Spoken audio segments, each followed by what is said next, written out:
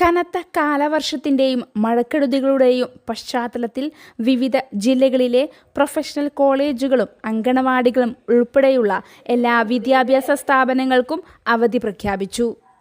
സ്വകാര്യ ട്യൂഷൻ കേന്ദ്രങ്ങൾ ഉൾപ്പെടെ ക്ലാസുകൾ ഒഴിവാക്കേണ്ടതാണ്. കനത്ത മഴ കാരണം ജൂലൈ 17 നാളെ വിദ്യാഭ്യാസ സ്ഥാപനങ്ങൾക്ക് അവധി നൽകിയിട്ടുള്ള ജില്ലകളാണ് ആലപ്പുഴ, തൃശൂർ, കോഴിക്കോട്, വയനാട്, പാലക്കാട്, ഇടുക്കി, കണ്ണൂർ, കോട്ടയം ജില്ലകൾ.